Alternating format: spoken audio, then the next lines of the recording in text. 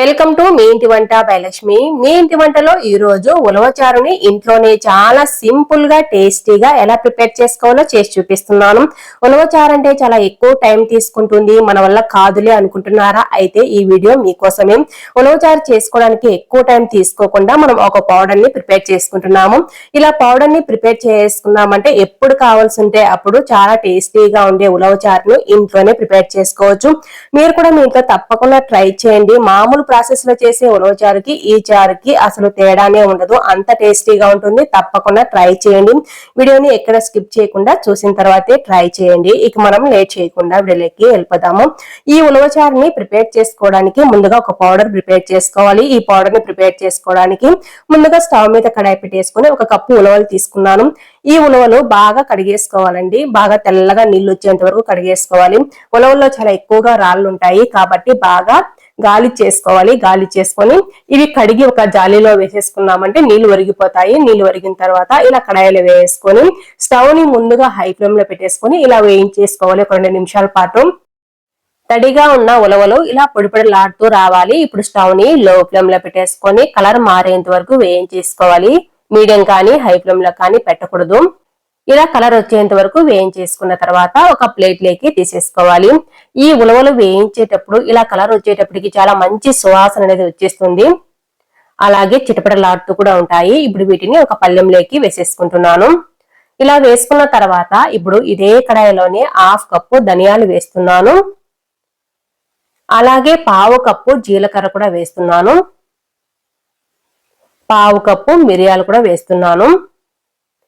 వీటిని కూడా స్టవ్ ని లో ఫ్లేమ్ లో పెట్టేసుకొని దూరగా వేయించుకోవాలి. ఇలా వేయించుకున్న వాటిని ముందుగా ఉలవలు వేయించుకున్నాం కదా, అందులోకే వేసేస్తున్నాను. ఇలా వేసుకున్న వాటిని పూర్తిగా చల్లారనివ్వాలి. పూర్తిగా చల్లారిన తర్వాతనే మనము మిక్సీ జార్ లో వేస్తే బాగా మెత్తగా గ్రైండ్ అయిపోతుంది. టైం దొరికినప్పుడు ఇలా చేసి పెట్టేసుకున్నామంటే హడావిడి లేకుండా మార్నింగ్ ప్రిపేర్ చేసుకోవచ్చు ఉలవచారుని. వీటిని ఒక మిక్సీ జార్ లో వేసుకోవాలి. మనం తీసుకునే మిక్సీ జార్ కానీ లేకుంటే గరిటెలు కానీ స్పూన్లు కానీ ఎక్కడే కానీ తడి తగలకూడదు. ఎందుకంటే ఈ పొడిని మనము నిల్వ ఉంచుకుంటాం కాబట్టి తడి లేకుండా చూసుకోవాలి. నేనైతే వీటిని మిక్సీ జార్ లో వేసుకుంటున్నాను. మిక్సీ జార్ చిన్నదైతే కొద్దిగా వేసి గ్రైండ్ చేసుకోవచ్చు, పెద్దదైతే ఇలాగే వేసుకోవచ్చు కొద్దిగానే కాబట్టి. మొత్తాన్ని వేసేసుకొని ఈ పొడి నిల్వ పెట్టుకుంటున్నాం కాబట్టి ఇందులో 1/2 టీ స్పూన్ వరకు సాల్ట్ వేసుకుంటున్నాను. సాల్ట్ వేసుకోవడం వల్ల ఎక్కువ రోజులు నిల్వ ఉంటుంది బయట పెట్టినా సరే. మూత పెట్టేసుకొని మధ్యలో చెక్ చేసుకుంటూ మెత్తగా గ్రైండ్ చేసుకోవాలి. వీటిని బాగా వేయించుకున్నాం కాబట్టి చాలా తొందరగానే మనకు గ్రైండ్ అయిపోతాయి. చూసారు కదా, వీడియోలో చూపిస్తున్నట్లుగా ఇలా మెత్తగా గ్రైండ్ చేసుకోవాలి. ఈ గ్రైండ్ చేసుకున్న ఉలవచారు పొడిని బయటైనా స్టోర్ చేసుకోవచ్చు, లేకుంటే కావాల్సినంత కొద్దిగా మాత్రమే బయట పెట్టుకొని మిగతాది ఫ్రిడ్జ్ లో కూడా స్టోర్ చేసుకోవచ్చు. చాలా ఫ్రెష్ గా అనిపిస్తుంది. చూసారు కదా, మెత్తగా గ్రైండ్ చేసుకున్నాము. ఇప్పుడు ఈ ఉలవచారు పౌడర్ ని ఉపయోగించి ఉలవచారుని ఎలా ప్రిపేర్ చేసుకోవాలో చేసి చూపిస్తున్నాను. ఒక బౌల్లో 2 టేబుల్ స్పూన్ల వరకు ఈ ఉలవచారు పొడిని వేసుకున్నాను. అలాగే కొద్దిగా నీళ్లు వేసేసుకొని పేస్ట్ లాగా కలిపేసుకోవాలి, ఎక్కడే గానీ ఉండలు లేకుండా. చూసారు కదా, ఇలా ఉండలు లేకుండా ఈ కన్సిస్టెన్సీ వరకు వస్తే సరిపోతుంది. దీన్ని పక్కన పెట్టేశాను. అలాగే మీడియం సైజు నిమ్మకాయ సైజు అంతా చింతపండు తీసుకొని ఒక 30 నిమిషాలు నానబెట్టుకున్నాను. నానబెట్టుకోవడానికి 30 నిమిషాలు లేదు అనుకుంటే చింతపండులో వేడి నీళ్లు వేసేసుకున్నా సరే తొందరగా నానిపోతుంది. ఇప్పుడు ఈ చింతపండు రసాన్ని కూడా తీసుకుంటున్నాను. ఈ చింతపండు రసాన్ని కూడా తీసుకున్న తర్వాత మనకు రసాన్ని ఎలా ప్రిపేర్ చేసుకోవాలో చేసి చూపిస్తాను. ఇప్పుడు చింతపండు రసము అలాగే ఉలవచారుకు కావలసిన పేస్ట్ కూడా రెడీ చేసుకున్నాం కదా. ఇప్పుడు స్టవ్ మీద కడాయి పెట్టేసుకొని 2 టీ స్పూన్ల వరకు ఆయిల్ వేసుకున్నాను. ఆయిల్ వేడిన తర్వాత 1 టీ స్పూన్ పోపు దినుసులు వేసాను. ఆవాలు, జీలకర్ర, మినపప్పు, శనగపప్పు కలిపి ఉంది. మీడియం సైజు ఉల్లిపాయను చిన్న ముక్కలా కట్ చేసి వేసుకున్నాను. అలాగే 2 పచ్చిమిరపకాయలు నిలువుగా కట్ చేసి వేసుకున్నాను. ఒక 5-6 వెల్లుల్లి రెబ్బలను బాగా దంచి వేసుకున్నాను కచ్చాపచ్చాగా. మంచి ఫ్లేవర్ లో ఉంటుంది ఈ చారు. స్టవ్ ని లో టు మీడియం ఫ్లేమ్ కి అడ్జస్ట్ చేసుకుంటూ పచ్చివాసన పోయేంత వరకు వేయించేసుకున్న తర్వాత ఒక చిటికెడంతా ఇంగు కూడా వేసుకున్నాను.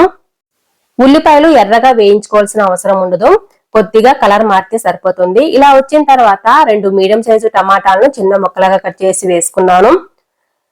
ఇప్పుడు ఇందులోని ఒక 2 టీ స్పూన్ల వరకు సాల్ట్ వేసుకుంటున్నాను. 1/2 టీ స్పూన్ వరకు పసుపు కూడా వేసుకోవాలి. మీ రుచికి సరిపడా వేసుకోవచ్చు సాల్ట్.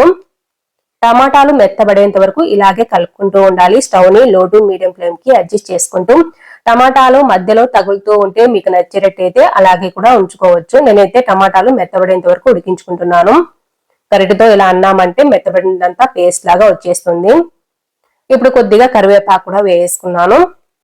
ఇలాగే కలుపుకుంటూ ఉన్నామంటే టమాటాలు మెత్తబడిపోతాయి. టమాటాలు మెత్తబడిన తర్వాత పావు టీ స్పూన్ కారపొడి కూడా వేసుకొని మొత్తం బాగా కలిసేటట్టు కలిపేస్తున్నాను.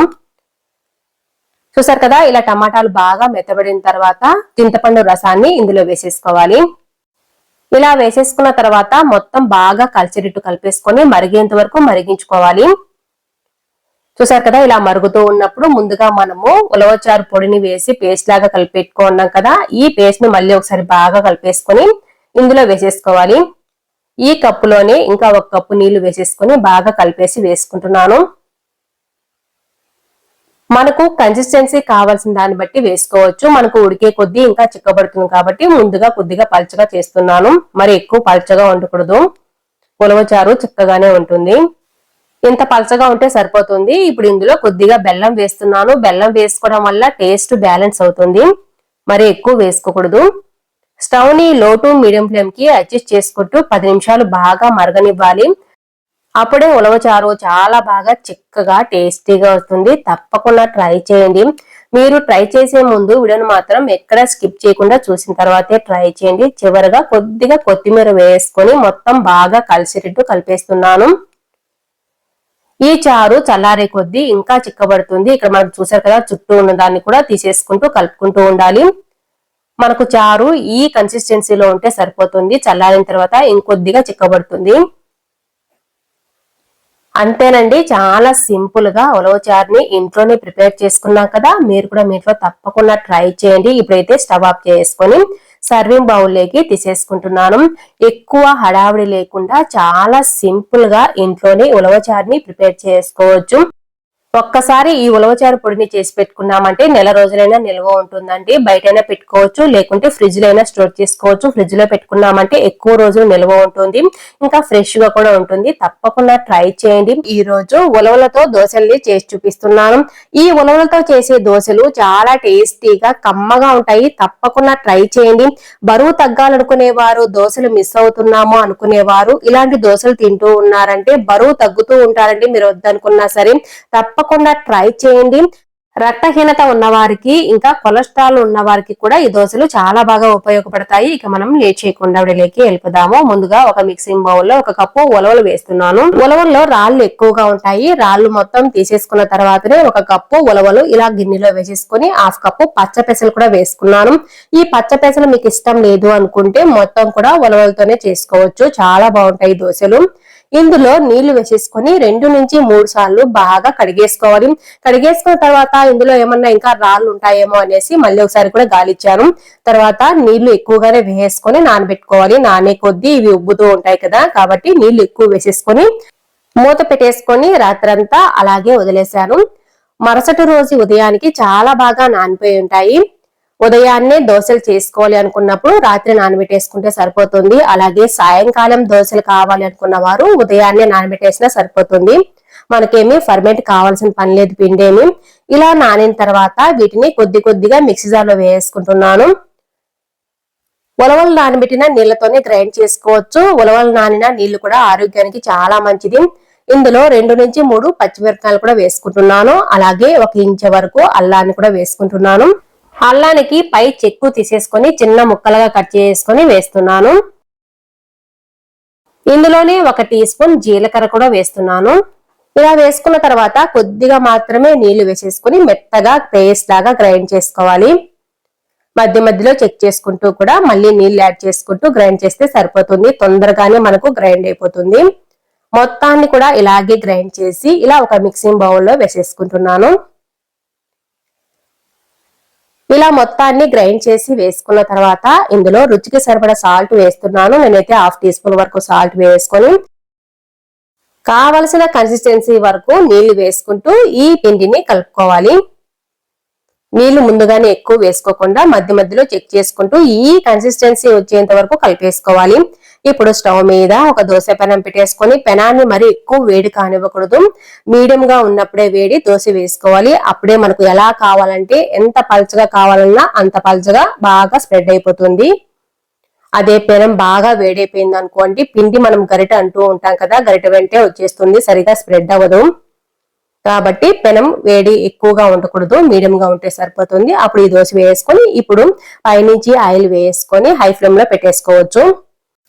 దోశ పైన మధ్య మధ్యలో బ్రౌన్ కలర్ వచ్చేంత వరకు కూడా ఇలాగే హై ఫ్లేమ్ లో పెట్టేసుకొని కాల్చేసుకోవాలి దోశను. చూసారు కదా, మధ్య మధ్యలో బ్రౌన్ కలర్ లో కనిపిస్తుంది కదా, ఇలా వచ్చినప్పుడు మరోవైపు దోశను తిప్పేసుకోవాలి. కొంతమంది దోశల్ని రెండు వైపులా కాల్చరండి, రెండు వైపులా ఇష్టమైతేనే కాల్చేసుకోవచ్చు. నేనైతే దోశల్ని రెండు వైపులా కాలుస్తాను. దోశలు ఇలాగే చేసుకోవాలని లేదండి, మామూలు పిండితో ఎలా అయితే దోశలు చేసుకోవచ్చో, ఎన్ని రకాల దోశలను అయితే ప్రిపేర్ చేసుకుంటామో ఈ పిండితో కూడా అన్ని దోశల్ని ప్రిపేర్ చేసుకోవచ్చు. ఇప్పుడు మీకు ఒక కారం పుట్నాల పప్పు వేసి కూడా చేసి చూపిస్తాను. చాలా బాగుంటాయండి ఇలా వేసుకున్నా సరే. మనం ఈ దోశలు అలాగే తినాలని ఏమీ లేదు, మామూలు పిండితో ఎలా అయితే చేసుకుంటామో అలాగే చేసుకోవచ్చు ఈ దోశలు కూడా. అంతేకాదు మామూలు దోశల కంటే కూడా ఈ దోశలు చాలా టేస్టీగా కూడా ఉంటాయి, ఆరోగ్యానికి కూడా చాలా మంచిది. చాలా మంది బియ్యంతో చేసే దోశలు తినకూడదు అనుకుంటూ ఉంటారు కదా, అలాగే బరువు తగ్గాలి, ఆరోగ్యంగా ఉండాలి, ఇంకా షుగర్ పేషెంట్స్ కూడా ఉంటారు కదండి, అలాంటి వారందరూ కూడా ఇలా చేసుకొని తినొచ్చు. ఈ ఉలవ దోశల్లోకి నేను పల్లీల చట్నీ ఇంకా ఉల్లిపాయ కారాన్ని చేశాను. మీకు ఇష్టమైతే కొబ్బరి చట్నీ కానీ ఇంకా టమాటో చట్నీ కానీ వేసుకోవచ్చు, చాలా బాగుంటాయి. తప్పకుండా ట్రై చేయండి. మీరు ట్రై చేసే ముందు వీడియోను మాత్రం ఎక్కడ స్కిప్ చేయకుండా చూసిన తర్వాతే ట్రై చేయండి.